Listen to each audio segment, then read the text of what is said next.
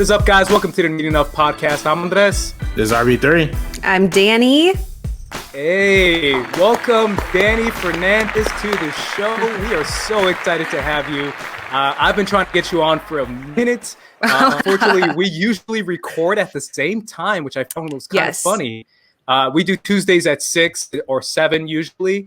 And that's when you record your show as well. Yeah, Nerdificent. Yeah. We kind of moved it now. Now Iffy and I, we were both like in writers' rooms, and now our rooms have wrapped. So now we record at noon.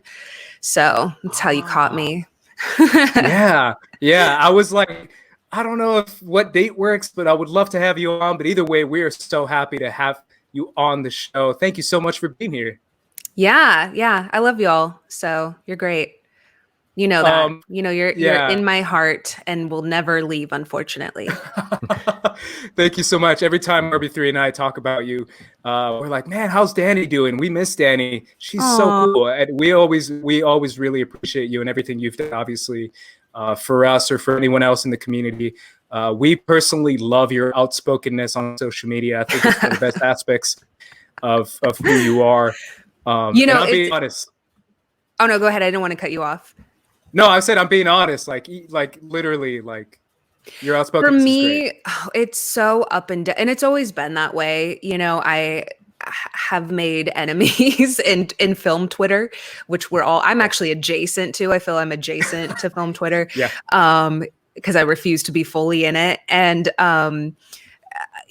but then I noted, like I tweeted something about how POC writers shouldn't feel like they need to, all their stories have to be rooted in trauma. I feel like, stories that I have told have been, have dealt with trauma, but I think that we should be allowed the permission to do lighthearted stories and stories about just like a group of friends, like Stranger Things or Seinfeld. Like we should be allowed to do that too. And Trevor Noah, who follows me, retweeted it, and Gabrielle Union followed me from it. And it was just like, at times I feel speaking up, I lose a lot of followers, not from stuff like that, but speaking up on other things about our industry, which isn't great. When I spoke up about the Oscars, which had one woman of color between two categories, people don't really want to hear that. They want to root for their friends, and I get it, but anyways, so I feel a lot of times I have like a target from speaking up, and people think like, oh, she's just mute her, she's just like difficult. But then you see people like that, or Roy Wood Jr., who's producing the show that I created, and you see people that actually do care.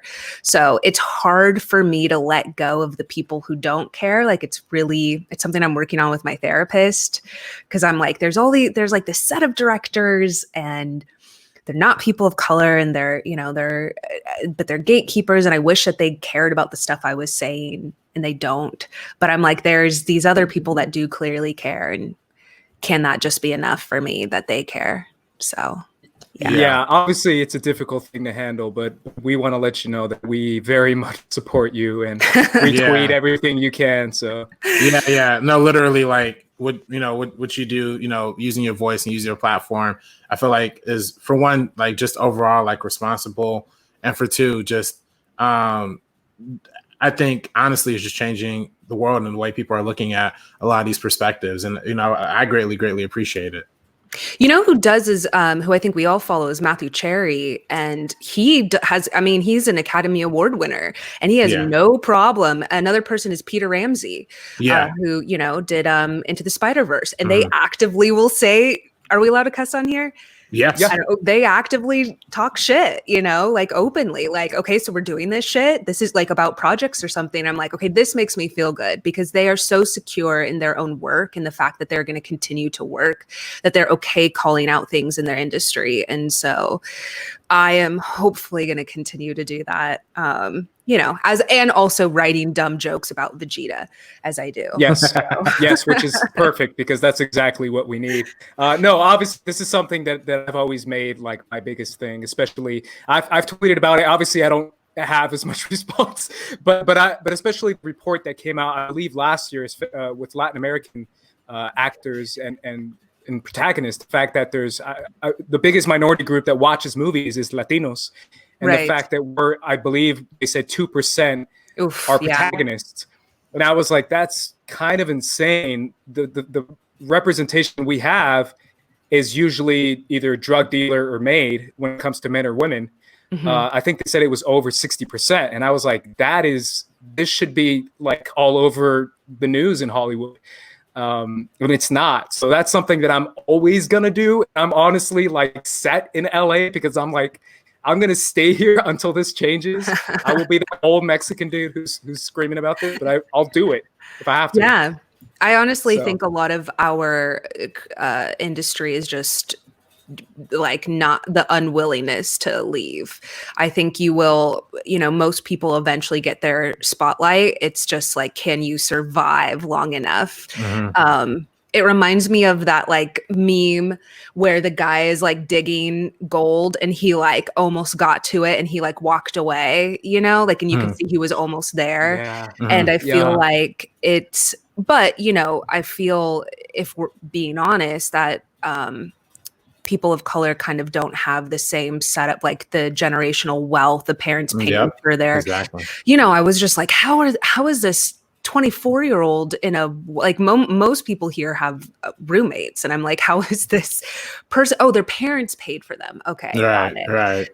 And when I first moved here, I was working 3 jobs. And so you really don't have time. I honestly was like, how am I ever going to have time to write?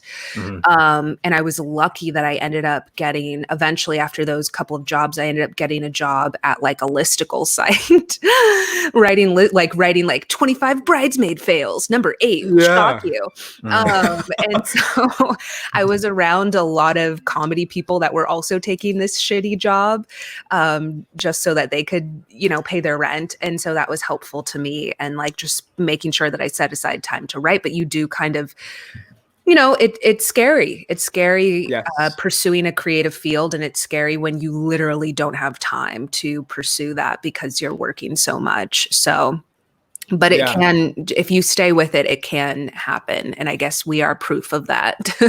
I always thought of Hollywood as like a line, if you're able to wait it out and have patience and stay in it the longest, you'll be able to get there. But yeah, like you said, unfortunately, there's a lot of, favoritism, privilege, nepotism. I've also noticed is a big thing too.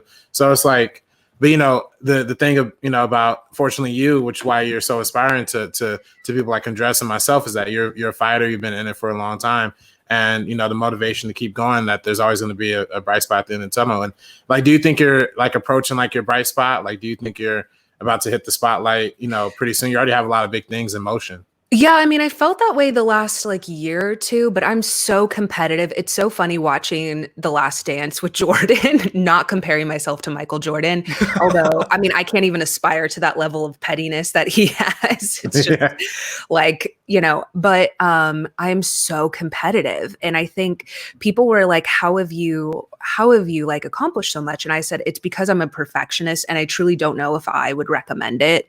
Like the day that the day that my HBO Max show was announced that it was sold, I think I was happy for a day.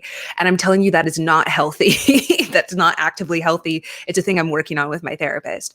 However, it was like, okay, what's the next thing? Like, what is my next thing? Okay, but what if, because I've been here, I haven't been here, I haven't even been here a decade. I've been here about 6 years, I think 6 or 7 years. But in that time, I know how quickly things can be given and taken away. And so I think my friends and I are constantly having a bunch of balls in the air that we're juggling, or plates, I guess, a bunch of plates that we're spinning in case one of them doesn't work out, because that happens. And so you have to just, one of my biggest role models is Issa Rae.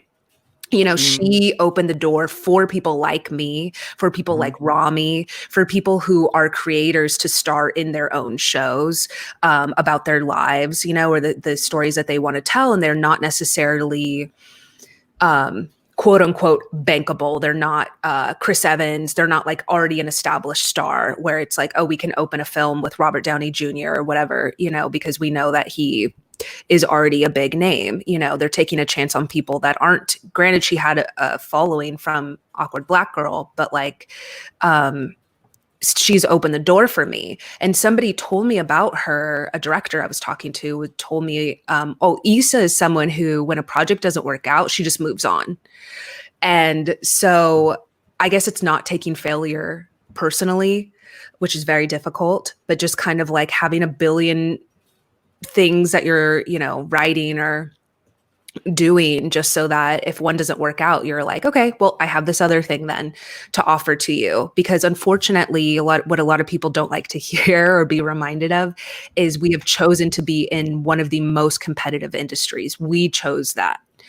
So nobody necessarily owes us anything. Now, I think if, in my opinion, when it comes to like my show or my projects, if you have the money to put on this person who, you're going to give money to all of these shows of people that don't look like me or have a background like me, then you can take a chance on me. I'm actually not as big a risk as people want to make it seem. And so we've all heard those stories of like a director doing some indie film and then getting handed a huge franchise. And I'm like, okay, cool. And I take that in and I'm like, all right, so there's no reason why you can't also do that for me. And so I think that's kind of the energy I carry sometimes with some of my projects, is just like, why not? Why not take a chance on me? So yeah, absolutely. It's a balance, obviously, to really seek excellence, and at the same time hold yourself, knowing that you can improve, and at the same time knowing that you're good enough to ask for what you're asking for. It's just the juggling act altogether. But either way, we're talking about Dragon Ball Z, and we're gonna get not this, even though I think this would make it almost better podcast. Yeah, I was gonna say. Should we just change it now? And also because y'all talk about a lot of political things, and so. But I did want to say one other thing to everybody that deals with imposter syndrome, which is common, especially among young people who might be watching this. Is go and watch some of the television that gets made, and then you'll be like, oh, okay, yeah, never mind. I can also do this. Sometimes that podcast, How Did This Get Made or whatever, that will help your imposter syndrome. And that's what's I'm hopefully not coming across as arrogant, but rather just the confidence of like, I have seen you guys take a chance on these other people, so you can take a chance on me and my friends and the stories that we want to tell. There are people that are interested in it. And so that is my advice for people, is go and watch some of those bad shows or movies. And you're like, oh, okay, that makes me feel better. My script is, is worth buying. Yeah. Yeah, absolutely. Let's do it, guys. Dragon Ball Z. Obviously, RB3 and I are massive fans. I know you're a massive fan. I, a long time ago, was on your show, Krillin' It. Yeah. The DBZ show, RIP. Talking about Dragon Ball Z and our introduction to this. So this is nothing new. We've talked about it at Comic-Con before when we did the, I believe it was the Funimation after party. Where I briefly spoke to you about it as well. So this is something that we all share together. It's obviously, I believe it's kind of the gateway anime that everyone claims to be the gateway anime. And that's kind of where I want to start. What is your first introduction to Dragon Ball Z?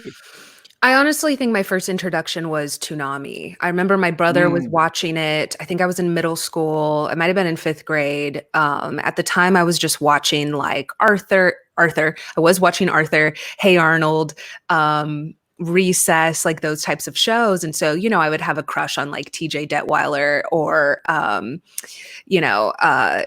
Max from a Goofy movie. And then all of a sudden there's these buff ass dudes fighting each other, and they're just hot as hell. And I was like, me being like 11 years old, I was just like, oh, okay, I'm very fascinated by what's happening over here. And it's such an adult, it kind of like can range between, it obviously captures kids, but it has such adult themes and adult violence. And so I think it's one of those shows where my parents were like, oh, it's just a cartoon, and they didn't really pay attention to it. So yeah, my first introduction was Toonami. That's great. RB3. Yeah, I would say the same exact thing. Toonami was my introduction when I was a kid. I literally would come home every day after school and wasn't that before your time, RB3? Sorry to interrupt, but it's like Toonami was.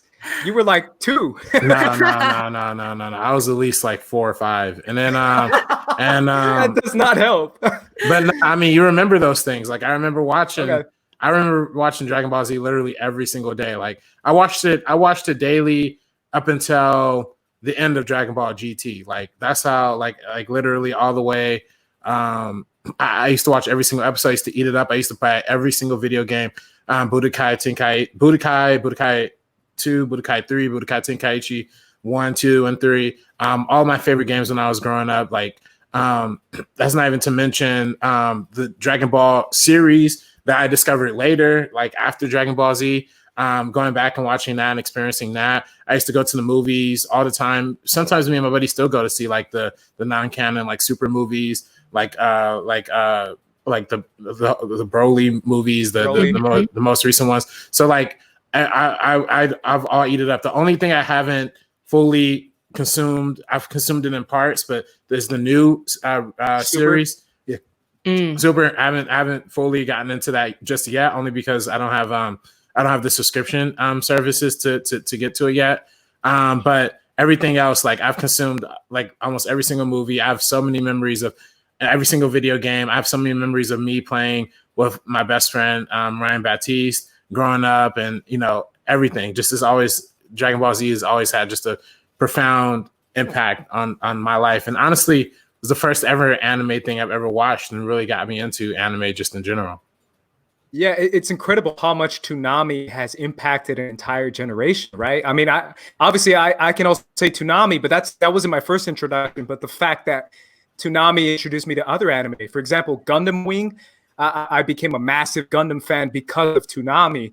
But if I have to say my introduction, I told you once before, Danny, and I said it on Dorina's stream like 2 weeks ago, and I said it in Spanish because I got introduced in Colombia. When I lived a little bit in Colombia, and there's a Latin American connection to anime, especially to Dragon Ball Z. A lot of people kind of overlook, but Latinos love anime and love Dragon Ball Z. And I remember watching it with Mexican dub, and it just completely being blown away. I believe it was the Boo saga, and it was like day and date. Like they were watching it as it was happening. And my cousins were really, really into it. And they would teach me how to draw DBZ style characters. They would draw Goku and Raditz and Vegeta. And that's what got me into it. And then eventually Toonami and all that. But there is that Latin American connection that a lot of people overlook. But I'm telling you, Latin America, DBZ is like the biggest show. Or it was the biggest show, at least when I was. I think the super finale they showed, I can't remember where it was. It was somewhere in Latin America, but it was like a stadium full of people that were watching it together. I actually would watch it on Telemundo because it was unedited and they got episodes before Toonami. Like, historically, Toonami would play like the same like 20 episodes and then it would restart. Until Funimation, that was the Ocean dub, and then Funimation like took over, and finally we got like some new episodes. But yeah, I would watch Telemundo. They had it at like midnight, and I would stay up and watch it. Yeah, it's incredible the connection they have there, the international connection as well. It's interesting because RB3, you mentioned how this got you into anime. Is that the same for you, Danny? Did you start watching other animes because of this? Yeah, I mean, I was still kind of kept to like the Toonami block and the 4Kids block, like in the WB Kids, like they had some anime and stuff on there. So I was watching like Pokemon, Sailor Moon, but definitely Tenchi Muyo, which either came on before or after DBZ, I feel like, Gundam. So basically that block, I think is what, but nothing quite hooked me the way that DBZ has. And so it is fascinating because there's a huge sect of anime Twitter, I feel like, that doesn't like DBZ for the same reason you said, that they feel it is mainstream. And honestly, though, like Akira Toriyama started working mainly like in the 80s. He did Dr. Slump. He did, I think, Dragon Ball premiered in 86, maybe 84, but I think DBZ might have premiered in 86. But anyways, it was like way back then. And so to be honest, he actually did influence a lot of the anime that came after him. I know the creator of One Punch Man has said that. A lot of creators have said that. I feel like that he was influenced. Yeah. That they were influenced by him. I feel like Naruto is a perfect example of something that was like directly influenced from Dragon Ball Z. Like you said, One Piece, One Punch Man, My Hero Academia. I feel like a lot of these animes come directly from the impact that Dragon Ball Z left. it's interesting, right? Because the anime community is kind of notorious. I've spoken about it back when I was on the Snow Show. I used to say, like, you guys have never seen anime fans. They are like the best and the worst ever, because they're the biggest gatekeepers I've ever met, ever. Like, it's insane. And they hate everything mainstream, like, a lot. I've been to Anime Expo quite a bit, and I know how it is. Why is that? Is it mainly because of the different art of Japanese animation? I really think it has a lot to do with the style, maybe. I don't even think it's that. I think it's like a superiority type of thing. And I also think that there are people that are largely bullied. Like, I was bullied for liking DBZ. It was not, I just tweeted about that today. Like, some people are like, oh, it was so cool, we were all watching. I'm like, that was not my town. When I was in middle school, I was in Orange County. People were watching like Laguna Beach or The Hills. Like, they were not, you were not supposed to be a girl, especially that was like into anime. And I had put all of the DBZ like trading cards on my binder. And it was just like, I was, supposed to be like into Christina Aguilera and Britney Spears, and like not doing what I was doing. And so I was bullied heavily for not, that actually was seen as not being mainstream. You were supposed to like be cooler than watching quote unquote cartoons. So I do think it's a lot of people that were bullied. And I think it's something they can hold on to as being like, I'm actually better and more educated than you. More cultured. More cultured. Yeah. Because I'm into this thing that you could never be into. But, it's the same way that I feel about Star Wars, which I adore and I love, and just did a Star Wars stream today. You can buy a trash can of Star Wars at Target. It is the most mainstream thing that you can find in your life. It is the biggest franchise in the world. If you have your own ride at Disneyland, like, you're pretty mainstream, but it is fascinating to me, the fans that like, this is my thing, and like, I know the most about it. And I'm just kind of over that whole like mainstream versus niche. Like, there are a lot of niche things about Star Wars and a lot of niche things about DBZ, especially if you read the manga. Like, that was something that I got super into. Anyways, I feel like I'm rambling, but long story short, yeah, I'm kind of over the argument about it being mainstream. It's crazy, right? I mean, obviously I know all about it as I am on Star Wars Twitter, which is like a whole different section altogether. And I was on a Star Wars show briefly for 2 months, Jedi Council, and I got an enormous amount of hate and death threats, which I was like, oh God, this is real. So I know all about that. Obviously, it's something that's pretty insane, and obviously, anime has their own style of dealing with that too. Yeah. But there's something about DBZ that it's funny because you brought up The Last Dance and you brought up Michael Jordan, but that's kind of what DBZ is, right? It's the idea of one-upping yourself and improving. I feel like if there's any theme inside Dragon Ball Z, it's that. It's the idea of improvement and betterment of yourself, whether it's Goku, whether it's Vegeta, whether it's the crew. It's got this style of getting better and improving and defeating the enemy that comes before you. And I guess if you want to get metaphorical, the enemy could be your obstacle. It could be a bad relationship. It's whatever you want to make it. But I think that's maybe the biggest. I don't know if you agree with that. If you think that's one of the biggest hooks inside Dragon Ball. I think DBZ has one of the biggest hooks. I feel like is for me. We have this iconic duo of the of Vegeta and Goku, of your Tony Stark and Captain America, of your Batman and your Superman. It's like, throughout history, we have had so many characters that are like this. They just work so well together. And to me, it's fascinating. I don't see Goku as Michael Jordan. I mean, he has the talent, the sheer raw talent, but that competitiveness and the pettiness is 100% Vegeta. And I think if Goku didn't exist, Vegeta, he just needs something to rail against, which is fascinating when you look at since we're talking about that documentary, anytime Jordan had a person that he could specifically pinpoint that he wanted to be better than in that game, he just unleashed himself. Yes. And the thing that I love though about Goku, because I give him a hard time, he's tattooed on me. I have Goku and Vegeta tattoos on me. Yes. And I think a lot of times people only equate me to Vegeta because I love him so much. Goku, I love him because he's just so pure-hearted in a way that is unattainable, I feel, for the rest of us. Like, I feel most of us are a Vegeta or a Bulma or whatever. And I feel he's just like your lovable idiot kid brother to me, which is why I feel I can make fun of him. But like in Dragon Ball Super, the Broly movie, when he was like so excited to fight and they had this old school animation style of him, like he was like bouncing on the ice and it was just so beautiful. He's just such this little bunny, like this just wealth of positive energy. And he fights, just because he wants to, wrongfully sometimes giving people senzu beans who shouldn't have them, his enemies, but like he gets such a thrill out of fighting. So I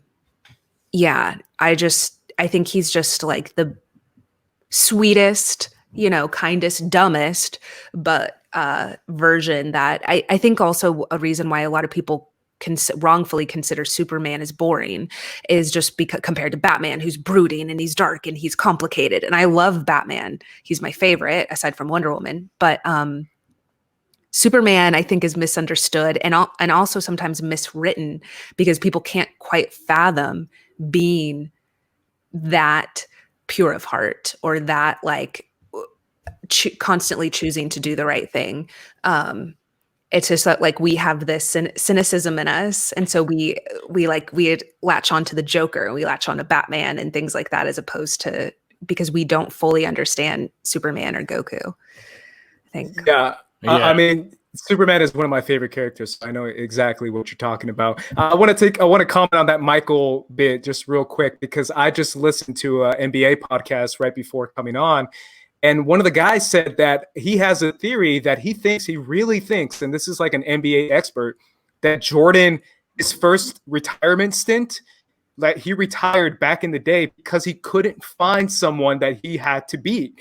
And that he was so obsessed with beating someone that when he couldn't find them in the league, he just was like, I'm going to go do something else. I'm going to do baseball and see if I could beat someone there. So I just think that's a funny little Dragon Ball Z reference. I don't know if you have any comment, RB3. Well, there's also rumors that he retired because of gambling debt, but that's another one.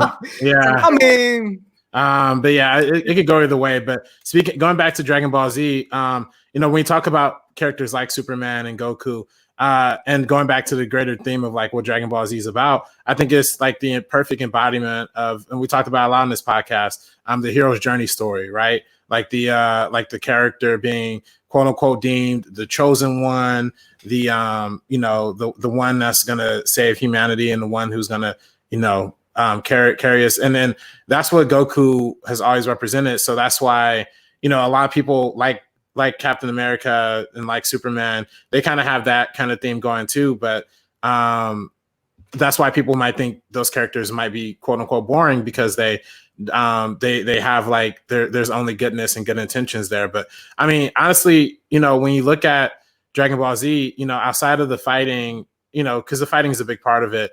But I think, when you look at really every single story arc, it's all about sacrifice too.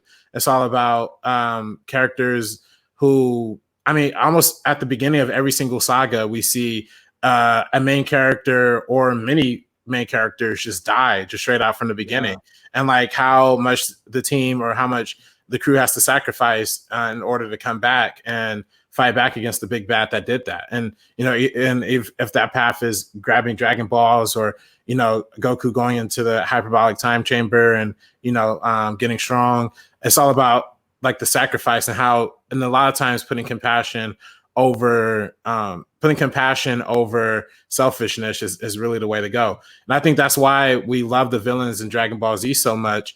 When you look at people like Piccolo, who was a villain in the original Dragon Ball, and then he becomes pretty much like a hero and ally in Dragon Ball Z. Same thing with Vegeta. He starts out as a villain, but he becomes like the anti-hero pretty much right next to Goku.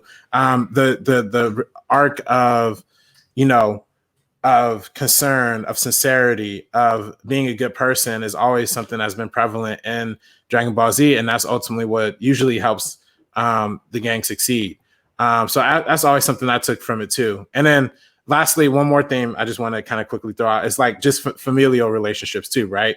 Like legacy, family, father, son is one of the biggest things we see throughout the entire series as well. How, you know, you see Goku as a little boy, and then he eventually transforms into a legendary hero, and how his son Gohan has to train in that, and how Vegeta's son Trunks has to come into the pic. Like all of these different interweaving kind of relationships, and how much legacy and ideology can transfer from father to son, or from parent to son, or just how lineage and identity and ancestry all kind of play into this greater theme of who we are as people.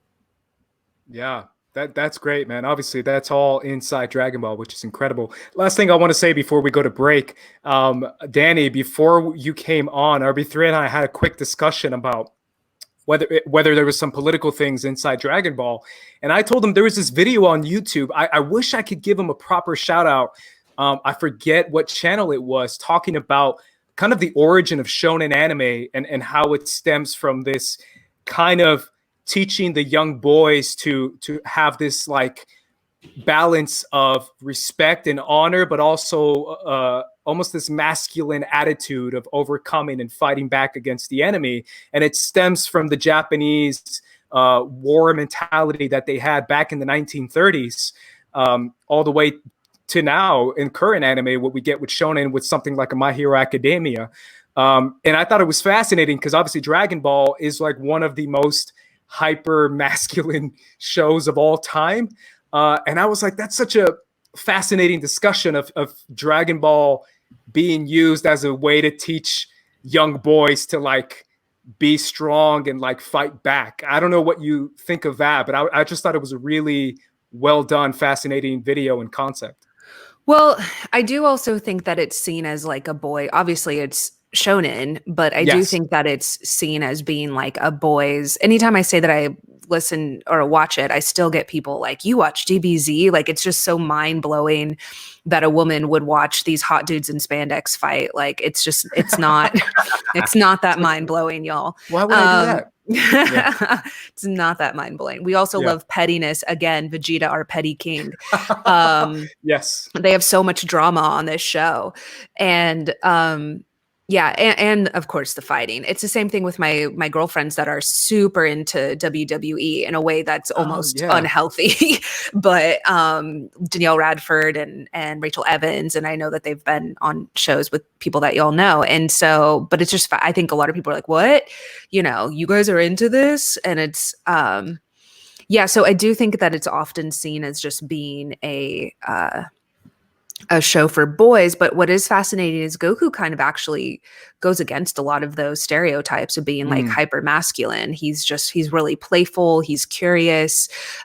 He's so secure, I think, in his identity that he doesn't mind, you know, a lot of the things that like happen to him, or he doesn't have to be super macho. Now Vegeta has to be super macho, but even then, you know, the man showed up in a pink shirt, so you know, and he's done stuff. He's done stuff like that. And I was gonna say, I think even in the original Dragon Ball, you know, the older ones when he's a kid, I mean, there's a lot of like that. I mean, that show's a little more comedic, and it's a lot more like sexually, you know, heightened in the comedic fashion. But even in that show, he doesn't, like, as a kid, he's always had this kind of like innocence and kind of like escapes from like the idea of like hyper masculinity and that. And then you can kind of see that transfer into how good hearted of a person he is, like in the Dragon Ball Z series. Absolutely. All right, guys, we're going to go to break. After the break, we're going to be talking about our favorite characters and moments. So make sure you guys stick around. This ain't funny, so don't you dare laugh. With the 4/5 divide you in half. You getting at me equals a bloodbath. You do the math, take you out the equation. Check out our recap of the 7th and 8th episodes of ESPN's The Last Dance, featuring our friend JT, available exclusively on First Cut. RB3 and I have been talking about how much we've been missing the NBA. We briefly talked about it before we came on air, but I texted RB3 when Adam Silver canceled the NBA this year, and I was borderline in tears. No joke. So this is like therapy for me. Just this whole documentary has been very therapeutic. And be sure to check out our live stream recap with JTE and Mark Ellis coming this Sunday exclusively on First Cut. Come along, children. Now we're going to have a little music.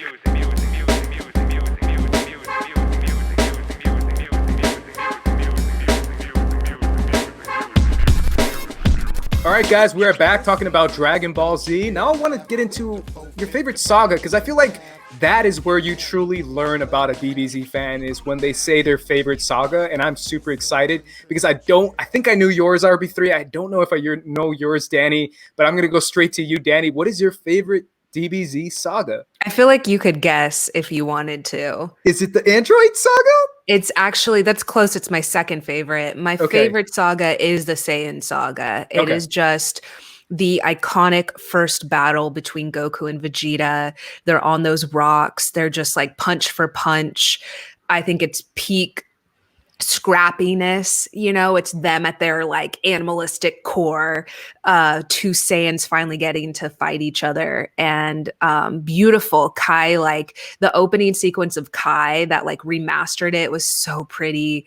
It'll always be my favorite. And it's also just peak evil Vegeta. Even when he came back as Majin, this was like peak cocky, like the prince, someone that comes from royalty, just never hearing no. And it's such a great fight. Yeah, it also features a lot of multiplications with Kaioken's. Kaioken times 3, Kaioken times 10. Like, there's a lot. I love it. RB3. You already kind of alluded to it, but Android Saga is my favorite. That's what I thought of the Dragon Ball Z franchise. I've said it many times on this podcast before. If Lord bless, I ever get a Dragon Ball Z, get to be involved in a Dragon Ball Z movie or whatever, I would want to do it as a trilogy. And I kind of want to make the Android Saga, I said I want to do the Frieza Saga as the first part, and then Android Saga as the second part, because it's the perfect way to just like, there's time travel, there's sci-fi. Android 18, we're going to talk about probably favorite characters a little later, but Android 18 is just like, whoa, she's so cool. And just how she just literally steps on dudes, like it's crazy. To me, like, everything about the Android Saga, and then eventually leads into the Cell Saga, which I know a lot of Dragon Ball Z fans, there's a lot of discourse as to how much they really like that saga or not. I personally still like the Cell Saga a lot too. I love the Cell games, that whole series, that whole saga as well, and I think all of that just is really, really cool and fun stuff. But you really don't get the coolness and the swagger of Cell without first getting the kick buttery of the androids. So I like that. Big fan. Kick buttery, man. That sounds delicious, bro. I'm gonna spread that on my toast. But I gotta echo the Android Saga, man. Like you said, it's the most sci-fi out of all of them, and that's like my thing. And it has time travel, which is like my favorite all-time thing. Like, time travel is like, obviously we talked about it when Mark Ellis was here. We did a Back to the Future episode, and I geeked out about like how I would describe time travel if I was, because this is something I read about on my off time. So that's my favorite saga as well. And obviously Trunks, man. I mean, let's talk about our favorite moments, because one of the greatest moments is the introduction of Trunks. Like when he shows up and kills what took 150 episodes to literally. Like, it took 150 episodes for Goku to kill Frieza, and he does it in like 10 seconds or 5 seconds. It's absolutely one of the best character introductions ever in anything. So that's got to be one of my favorite moments. I'll think of a few others, but I gotta toss it to you, Dan. I don't know if you have another favorite moment. Well, speaking of future Trunks, that commercial that Toonami kept playing to intro him was like Trunks slicing through the screen. Oh, so iconic. Speaking of the Cell Saga, the father-son Kamehameha, I think goes down in history as one of the top moments. I would give that probably number 2. Top moments. I know Vegeta sacrificing himself. It's probably number 3. And number 1, I think, has to go to Goku turning Super Saiyan for the first time. I think everybody remembers the first time they saw it. They remember the music. They remember this form we had never seen before. This, our hero, just unleashing a side of himself that I don't think we've ever really got to see. And it was just him tapping into, remember, he didn't even know he was Saiyan. So it's like him tapping into this like inner part of himself. You know, I see so much of being Saiyan as like a part of his culture that he like didn't really, wasn't, you know, he was like an immigrant kid who like then found out about his culture and then really loved it, like actually really loved being a Saiyan. I think he didn't, you know, agree with all the things that Saiyans did. But I think once he found out that, and him and Vegeta just have this bond, he just has this bond with him because of that, I feel. So it's incredible. Obviously, I love that description of an immigrant kid finding out his culture and his background and who his parents were, and kind of tapping into that and realizing that he comes from like a warrior culture. It's very Mandalorian for Star Wars. I just wrote about Sabine Wren for an article that I wrote, and that's kind of my idea of what Sabine is in Star Wars Rebels. She kind of taps into that warrior mentality, but she makes it her own. And she kind of defies her culture, and using that defiance is what kind of inspires them to take down a new path of how they view themselves as far as the warrior mentality. Because warrior is cool, but it's also like, war isn't always the best. R3, do you have a favorite moment?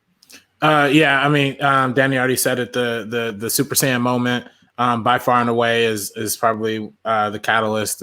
When you're watching the Frieza saga, you know, a lot of people consider, a lot of Dragon Ball Z fans, at least online, I've seen, at least on Reddit, they say that the Frieza saga is probably, you know, the best that the series got to. Like I said, I like a lot of stuff. I even like, again, I like Dragon Ball GT, which nobody likes. But that moment when he turns around and his hair is yellow and the energy and the cheese like flowing all around him, and like you said, the music, everything about it is just like it's just spine chilling. And you know, at that point, Vegeta said himself that he was already a Super Saiyan. So you're like, all right, well, I guess if that's what a Super Saiyan is, it's what Super Saiyan is. But no, you figure out he was like just fronting the entire time, and he and when Goku really hisses, like, oh shoot, like this is a whole new level. And then just that last boss fight too. And like you said too, the Cell Saga with the father and son Kamehameha attack. To me, I've always, you know, again, like I said, if I got to make a trilogy, I'll make the third part the Cell Saga and then have that be the ending, right? Like that's like a way to end, like, you know, kind of a series, but or a trilogy of movies. But that's, I mean, to me, like that's, you know, there's so many great emotional arcs and emotional beats that just happen like throughout the entire show. And you know, even though the series is long and you know there might be a little filler every now and then, the fact that you get so connected with like these characters by the point that you hit these moments, you're already over the moon to see what's going to happen next. So it's really, really great stuff. Absolutely, man. And obviously you keep pitching your movies, which sound amazing. That I kind of want to go there. Obviously, Danny, you're very vocal about the idea of remaking a live action Dragon Ball Z movie. From what I remember, you're pretty for it, right? Yeah, totally. I mean, I look at the technology even that like Marvel has used when especially the second Guardians was almost entirely CGI. Like they're literally firing like balls in space, like fireballs in space. And when I was watching that fight, like the big battle fight in it, I was like, there's no reason this couldn't be DBZ. That was, I think, the first thing that even seeing Captain Marvel go Super Saiyan, you know, I was just like, why can't we can have this? It's going to cost millions of dollars to make it look good, but it'll make millions of dollars, and it'll also make stars. Like, I don't know why people are so against it. But they are okay with like comic book adaptations or whatever. I'm like, this is superhero culture from a different culture. Very much. There's no reason why we couldn't do it. Now, there are a lot of directors, I think, that would consider it who are heavily influenced by it and or anime. You know, a lot of directors that have been really vocal. I don't know if anyone wants to necessarily like step into those shoes. I think hopefully Akira Toriyama would have to be involved in some way. I think Goku needs to be Japanese. Like, they've messed that up badly. I think there's an argument sometimes because he's an alien. Like, I can understand that to some extent. He's not from Japan because he's not from Earth. But the thing is that he's such an important icon from that culture. He literally was the mascot for the Olympics that I think we're not going to have, but the Tokyo 2020 Olympics, literally a mascot, literally a Macy's Thanksgiving Day balloon. He is an icon to all of us, but to definitely he's a Japanese icon. And so I think that it would be disrespectful if he's not Japanese. I think that would be unnecessary. There's no excuse to me to not, you know, have that. So yeah. I think the majority of the cast, if not all the cast, should be. If I'm being honest, that's just my hot take for the moment. But you're right, Danny. There is a huge vocal anime community that refuses to see any live action anime, like anything at all. They just hate anything live action anime because they feel like Hollywood is going to destroy it. I personally, obviously, I have my Attack on Titan. I don't know if you guys can see it poster in the back right there, but I'm the biggest Attack on Titan fan that there is, and I've been pretty vocal because there's kind of a hard issue between balancing the spectacle and balancing the characters, because I feel like the characters are what make the anime so great. It's because you're rooting for them, and when you see them do amazing things, it blows you away. Otherwise, you wouldn't care that much. But you're right. RB3 and I recently did our Matrix trilogy, and that last fight was like literally, we said, was like Dragon Ball Z. Like Agent Smith between Neo, and then obviously when we saw Man of Steel, I was both agreed. It was like, oh, they were just watching Dragon Ball Z, and they were like, oh, Superman can do that. Why not? Let's throw him against buildings and fly in the air. So it can be done. It can be done. I think they'd have to figure out a way, because, you know, at least what we've seen from the response of how people took Man of Steel, like the buildings destroying and everything like that. Like, they probably have to figure out a way to get a little more creative with that, because I think if you see that in the live action Dragon Ball Z movie, it's probably going to throw a lot of people off. It's going to cause a lot of like unnecessary attention. So probably, you know, what they did in Dragon Ball Z a lot would just set it in like random countrysides where random mountains and countrysides are getting destroyed. So I think they probably do something like that. And you know what? I'm not going to lie too. One of the things that really convinced me that there can be a Dragon Ball Z movie, oddly enough, is watching Cary Fukunaga's film Beast of No Nation with Idris Elba, because there are moments in that movie where they have like, they use infrared cameras instead of normal cameras. So then it's like you see people's skin tones are kind of the same, but all the greens are purples and like the sky is like this weird bleached out color. And you know, the nerd in me, the first thing I thought was that's Frieza's planet. Like, you could literally, if you wanted to shoot just a different part of like the world, if you just want to shoot in like the Himalayas, I don't know, somewhere like foresty, and then shoot it in a way that, you know, you could shoot it pretty practically, but just get creative with like using cameras and lighting. Like, you can make a whole different world like conceivable. And I think that's really cool. I think the problem with something like Dragon Ball Evolution was the budget was way too low. I mean, it looked really bad. I think that was just the main reason why it wasn't successful. And like you said, Danny, it didn't show proper representation. I think especially when something, you know, there's the argument when Ghost in the Shell came out, like, you know, like she was animated white, like, you know, it's a robot. It can be designed however way you want it to.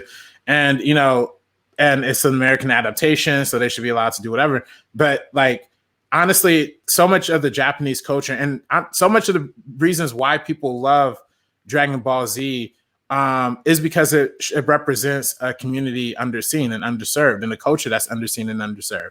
I mean, for me, Dragon Ball Z has such a huge impact on the Black community, on the hip hop community. You can see there's literally 100 rap songs that mention Dragon Ball Z because that's just how much it meant to people, seeing like this, superhero who wasn't white, seeing this super heroic character who was like bigger and had this, like you said, competitive drive, had this like fighter's mentality, that related to a lot of people. So I think, just by making them white is just simply like undercutting a lot of the reason why people like Dragon Ball Z. So obviously Piccolo has to be Black. I mean, it's just, what are we doing? Man. I don't care. Like, he's going to be green, but he's Black, and we know that. Best dad ever, Piccolo. Father to go on. Let's finish up real quick by saying our favorite characters and maybe a favorite character line or moment. I think you and I share the same one, Dani, so I'll give you the chance to go first. I'm assuming it's Vegeta. Yeah, Vegeta, a thing I forgot to mention that we were talking about when Goku goes Super Saiyan, but literally I think the episode before that was when Vegeta was like openly weeping about his race, what had happened to them. And so huge character growth for my man. I think my favorite line is just how he has to constantly remind everyone that he's the Prince of all Saiyans. Yes. I love the scene where he realizes, I think, that Gohan and Krillin like tricked him in Namek. He's like under the water. And then he comes out just screaming bloody murder that it's like, you won't escape my wrath. That's like, to me, just peak Vegeta. I love it. Yes. Yeah. RB3. My favorite character, I don't want to just say Goku or Vegeta because, or Trunks, because I feel like those are kind of easy. But I've always, like I said before, I love the growth that Piccolo, you see through his character throughout the entire series. And he had a big moment of sacrifice, like early on in the franchise. And, they used the Dragon Balls one of the things I love about Dragon Ball Z is that like the character can totally die and you could totally see him like a season later because they just get the Dragon Balls and that's one of my favorite things ever. But probably Piccolo. But I'll say my favorite overall quote, which is the quote to me that kind of encompasses Goku's like mentality, like overall. And I had to look it up to make sure I got it right. That's right when he was about to take down Frieza, and he says, "I'm the hope of the universe. I'm the answer to all things that cry for peace. I'm the protector of the innocent, the light in the darkness. I'm the truth." He's like rapping, and he's dropping bars, bro. Yeah. And he says, and he literally says he's an ally to the good and a nightmare to you. And it's like, and like the fact that he's basically saying like, the only reason I fight, the only reason I get violence, it would be for no other reason, just to destroy you, just to protect normal people. It is crazy. And it goes to show you like his moral values and like the heroics behind them. So that's one of my favorite quotes for sure. It reminds me of that Superman moment in Justice League Unlimited where he kind of breaks loose and starts like talking a little bit of shit. And it's like Superman talking shit when he's just like, "Yo, I fight for these people. I'll kill for," like he's just going off. And I was just like, "Oh my God, Superman is the coolest." So that's an incredible moment. Mine is obviously Vegeta. I notoriously dressed up as Vegeta for a Halloween episode for the Schmoes, and I did my poor imitation of Vegeta, my terrible impression of Vegeta. But my favorite moment / line, obviously my favorite moment is the sacrifice, but my favorite line is when he's getting beat down. I even put it in like my little anime intro that my friend made for me when he's getting beat down by Boo. Kid Boo, and then he comes back up and he's like, "What are you gawking at? You think I was gonna roll over and die from an attack like that?" And then he like goes Super Saiyan and he's like, "I am a warrior, Prince of all Saiyans," and he just goes off. I love that moment because it kind of shows like the mentality that Vegeta has, where he's like, "Oh no, I am here to fight. I'm here to defend what I have too, and I'm not gonna die. I'm gonna hold on to life as much as I can." So that is like by far my favorite. I did want to give a shout out to Bulma, who without her, this show would not exist. No, literally. She literally Bulma created the Dragon Ball radar, which the show is named Dragon Ball so that they can even find them. She's She Tony created Stark. she created the time machine. She got the antidote to Goku. It's the whole reason we get him the rest of the season and Super, GT and Super. You know, she tamed Vegeta, essentially got him. I think she's one of the biggest reasons why he ended up eventually giving in and, you know, being on their side. Created future Trunks. Yeah. Woman is the blunt wave, like she's you know, the whole reason that this show exists. So she's literally Tony Stark inside this universe, and Tony Stark from the MCU, where she literally holds everything together, and she's the GOAT, like literally the GOAT. I would love to have like a Bulma, like if they make a Dragon Ball series, I would love for Bulma to be like the centerpiece of it, where like it's almost her POV at first, as like a way to introduce you to this world of like sci-fi and technology and, like you said, time machine, all this kind of cool stuff. Because I love Bulma by far. Well, she reminds me so much of me because she's like super girly. She loves dresses and like being dolled up, but then she's also a genius. Like she's super smart. This is not calling myself a genius. I'm just saying like I love being girly, and I think you can still be a feminist and be super girly and like have a crush on guys, but then you also are like all about your work and you don't let anyone boss you around. And like I love that she's all of those things. She kind of like beats a lot of stereotypes. Bulma is literally one of the best anime characters. I absolutely agree with that. Alrighty, we did it, guys. We talked about Dragon Ball Z. Dani, thank you again for doing this. I hope your quarantine is going as good as it can be. We appreciate you taking the time away from it so that you can be here with us. Yeah, thank you for having me and letting me talk about my favorite anime of all time. There we go. Yeah. Alrighty, guys. For the Meaning of Podcast, I'm Andres. This is RB3. I'm Dani. We did it, guys. All right, guys. We are peacing out. Thank you.